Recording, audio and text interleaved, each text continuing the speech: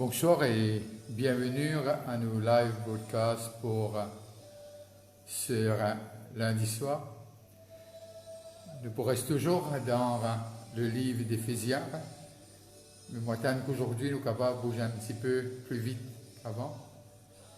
Et nous vous prendre le texte, c'est le premier chapitre d'Éphésiens, à partir du verset 11 à 14.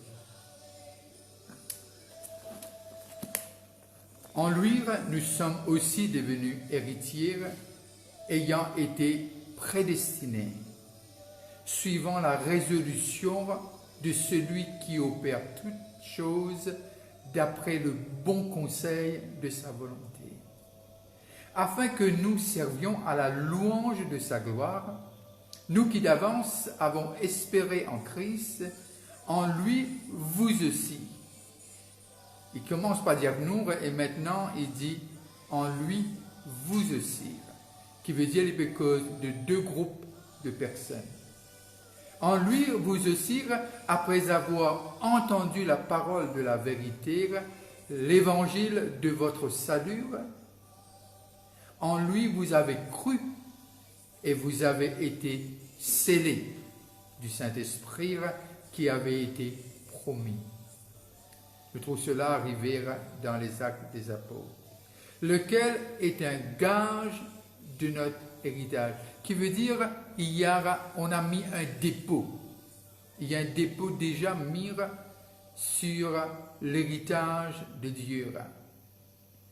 Et nous l'héritage, pour la rédemption de ceux que Dieu s'est acquis, à la louange de sa gloire. Que Dieu nous fasse grâce et qu'on puisse regarder ce texte ensemble.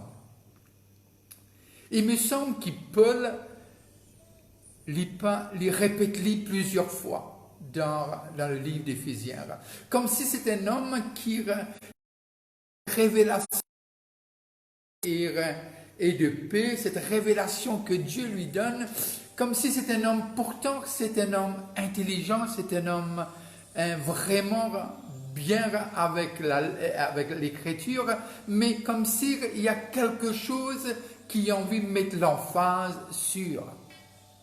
Moi, pensez, il est important qui nous comprend le verset 1er au verset 10 pour nous capables de comprendre le verset 11 et 14. Parce qu'on a un suivi d'idées et un suivi de ce que l'auteur, bien que Dieu, l'Esprit Saint, a envie de dire nous à travers Paul. Nous devons comprendre quelque chose pour nous approcher. Le livre d'Éphésiens, c'est un livre extrêmement extraordinaire de ce qui lit un puits comme si il n'a aucune fin. Alors, ce qui est important quand nous lisons la Bible, nous pas venir avec une idée préconçue, ou bien déjà, nous devons venir et dire à l'Esprit de Dieu, qui est l'auteur, qui est celui qui a animé tout apôtre ou prophète, au roi qui finit écrire, de ce qui c'est le même pensée. Nous disons ça l'autre jour. Mais simplement, aujourd'hui, moi j'ai envie peut-être nous réaliser de ce que lire qu'un juif et lire les petits pensées, être religieux, c'était ça qui besoin était. Il est tellement zélé de ce qu'il croire, de ce que ceux qui tu peux prêcher Christ, ce qui peut en dehors de la vérité. Alors, étant donné pour ce zèle, il a envie d'arrêter. Il a envie de montrer que le judaïsme, et c'était un peu ça qui a besoin de primer. Et la loi. Et voilà jusqu'à Dieu arrête de lire sur le chemin de Damas. Et nous trouvons l'histoire prend une autre tournure. Mais là, dans le livre, dans ces 3 versets, il commence à faire comprendre les causes de juifs et les causes des païens, les causes des grecs. Vous connaissez, à l'époque, les juifs tiennent à tout, tiennent sujet peut-être d'orgueil, je ne sais pas, qui la loi a été donnée au peuple d'Israël. Mais simplement, les Grecs, ils étaient vraiment des philosophes très, très connus, qui nous capables, qui l'histoire, ils montrent nous de ce que ce sont des gens qui vraiment est très intellectuel. Et voilà, il y a une compétition, etc. Mais là, Paul a envie d'amener les deux, païens et juifs, sur la même base d'égalité selon le sacrifice versé à la croix. Pas il y a un sacrifice versé pour les juifs et un autre sacrifice versé pour les grecs, pour les païens. Mais alors, cette révélation qui Paul lui-même gagner sur le chemin de Damas, apporte un enthousiasme maintenant qu'il est en prison. Il veut faire savoir à tout le monde de ce que pour un monde meilleur, il faut que ce monde vienne en Christ. Il n'y a pas de monde meilleur sans qui nous en Christ. Alors, lorsque nous nous connaissons l'histoire qu'au nom du christianisme, beaucoup de mal finit d'être fait. On ne va pas retourner là-dessus. Mais c'est l'histoire. L'histoire est comme ça, on ne peut pas effacer l'histoire. Mais lorsqu'on regarde ce texte, Paul veut faire comprendre à tout le monde, à nous aujourd'hui, de ce que le salut s'obtient à travers la foi dans ce que Christ a fait. Et il parle encore et encore dans ses épîtres le sang de Jésus. Et même si c'est lui qui a écrit l'Hébreu, le livre d'Hébreu, qui veut dire, qui en grande majorité d'y lire, nous arrivons à comprendre un langage qui n'est pas cessé pour répéter lui-même. Vous pensez, pour nous, cela est salutaire. Et nous arrivons à comprendre lorsque nous lisons dans Galates 3, 28, il dit « Péna ni juif ni grec ». Et il fait nous comprendre péna ni mâle ni femelle, ni homme ni femme. Nous haine en Jésus. Alors, nous arrivons à comprendre pourquoi une nouvelle nation, un leader de Dieu, afin qu'il nous capable, le peuple de Dieu, nous vient, lorsque nous basons sur ce que Christ a apporté, nous vient un seul. Et nous connaissons ceux qui étaient sous la loi n'ont jamais pu observer la loi. Parce que Christ dit, je suis venu accomplir la loi, expliquer. Et c'est pour cela qu'il y a un conflit toujours entre l'Ire et les pharisiens, entre l'Ire et les religieux, parce que personne n'est pas capable de connaître la loi mieux que Jésus. Et lorsqu'il lui montrait comment observer, et il explique un peu les choses du sabbat, etc., on arrivait à comprendre un conflit parce que personne ne pouvait le faire. Et Jésus dit, il est le maître du sabbat. Mais simplement, lorsque nous revisons le texte, on arrive à comprendre de ce qui, pour que le monde devienne meilleur, il y a une seule solution, que le monde réalisera qui nous besoin vienne en Christ. Et c'est ça, le livre, c'est ça l'évangile, c'est ça la Bible. De ce que réconcilier avec les créateurs ce qui a été perdu. Si je suis capable de dire sa phrase, vous pensez, j'ai tout expliqué. En ce qui concerne le livre d'Éphésiens. Et dans Philippiens, le chapitre 3, le verset, tout le chapitre 3, il raconte cela. Il raconte combien il utilisait l'équipe et tout ce qu'il considère comme une guerre. Aujourd'hui, ce n'est que de la boue pour lui.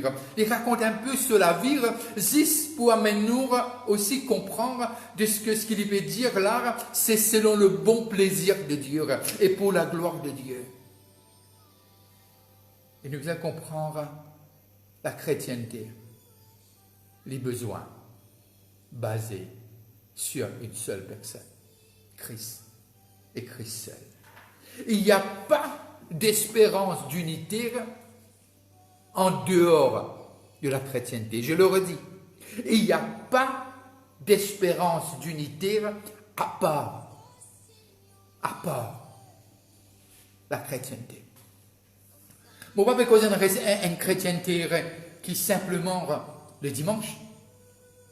Moi, pas cause une chrétienté qui a un titre dans nos t-shirts, mais même cause une chrétienté selon Jean 15.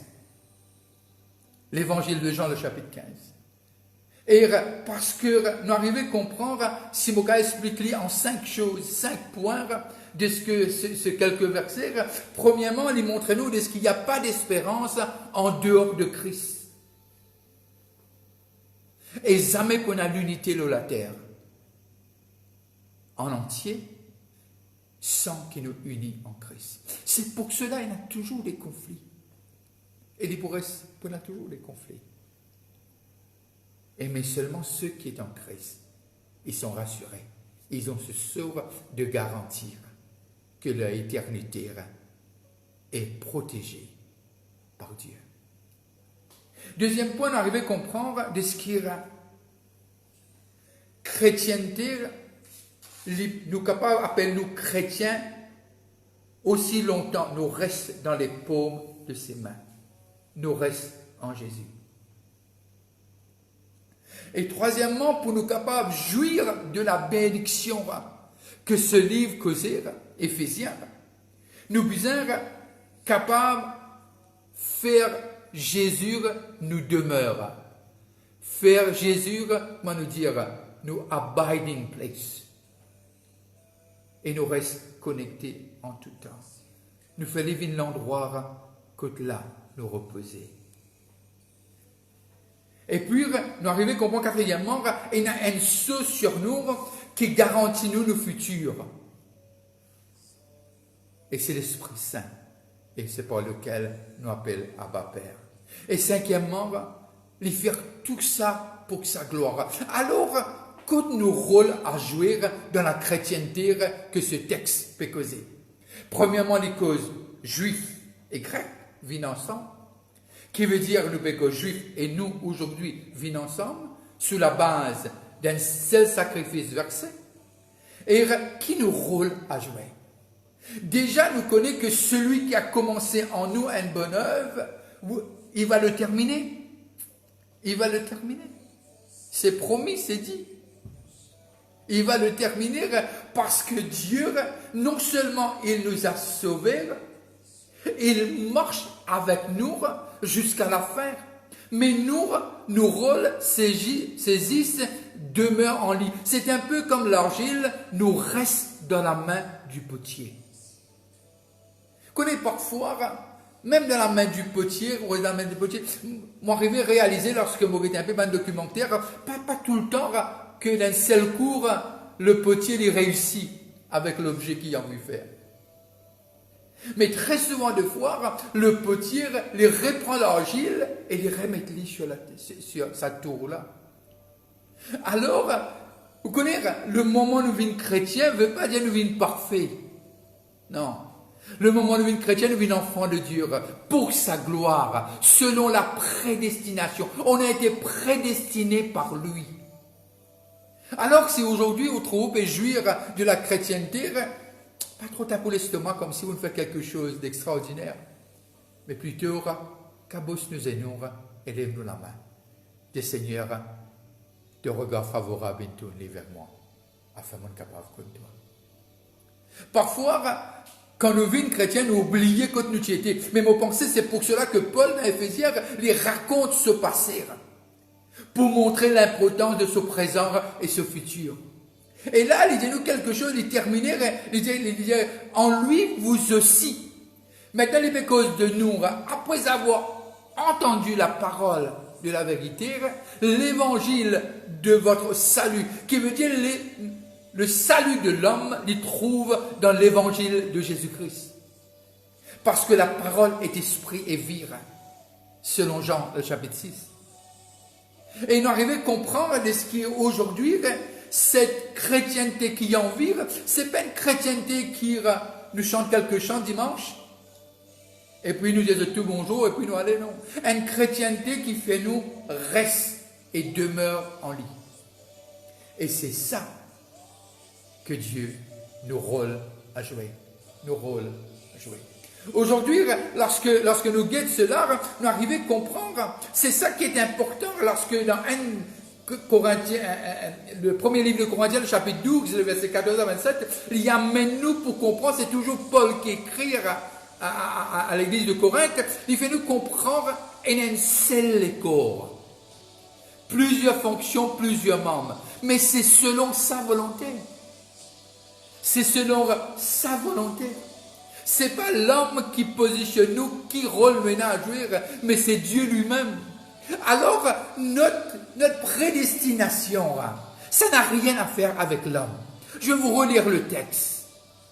En lui vous aussi, et puis il dit quelque chose, lequel est un gage de notre héritage pour la rédemption de ceux que Dieu s'est acquis à la louange de sa gloire. À la louange de sa gloire. Nous sommes devenus héritiers et puis étaient prédestinés suivant la résolution de celui qui opère toutes choses d'après les conseils de sa volonté. Qui veut dire, il est son propre conseiller parce qu'il n'y a personne qui peut conseiller Dieu.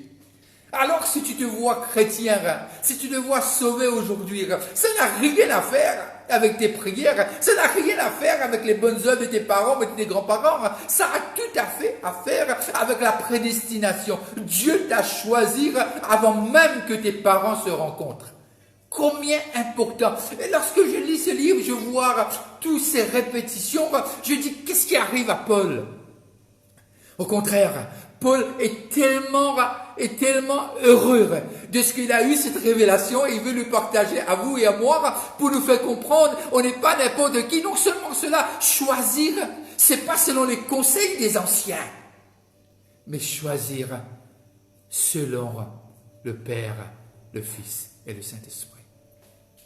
Alors aujourd'hui, c'est important que nous puissions réaliser lorsque cette nouvelle naissance, et nous arrivons à comprendre, non seulement en lire, mais c'est pour sa gloire. C'est pour sa gloire. Ce qui est formidable avec la chrétienté, c'est qu'on n'a qu'un seul corps, on n'a qu'une seule tête. Et cette tête, ce n'est pas l'homme. On a des responsabilités. Mais la tête de l'Église, ça reste Christ. Et ça restera Christ. Je suis tellement en paix, sachant que la tête est Christ, que cela me tient beaucoup. Ça me fait voir de ce que Dieu, il ne perd jamais contrôle. Non, il ne perd jamais contrôle. Il ne s'absente pas durant the processus. Il ne s'absente pas durant le trajet. On ne le sent pas, on ne le voit pas, mais ça veut nullement dire qu'il n'est pas présent. Loin de là. Son omniprésence est là, indépendamment de nos sentiments. Aujourd'hui, lorsqu'il termine, il termine, j'aime ces quelques mots, à la louange de sa gloire. Qui veut dire qu'il nous fait comprendre de ce que toi et moi, on est à ses yeux un prix que Paul insiste à le dire. Selon sa grâce, avec joie, comme si lorsque le ciel a décidé de nous choisir, c'était fait avec joie, c'était pas contre cœur. Alors, lorsque tu te regardes dans le miroir le matin, dis à toi-même, tu ne t'appartiens plus. Tu appartiens à celui qui t'a façonné. Celui qui a soufflé non seulement cette souffle de vie en toi, mais celui qui t'a scellé par son esprit, afin que tu lui appartiennes pour l'éternité. Je ne suis pas en train de vous dire que ce monde va devenir meilleur, loin de là. Mais ce que je peux te dire, tu vas être secoué, mais tu ne seras pas ébranlé. Ce que je veux te dire, de ce que durant le trajet, tu vas venir plus fort, tu connaîtras encore plus ton Dieu et tu feras encore de plus grandes choses pour la gloire de son nom.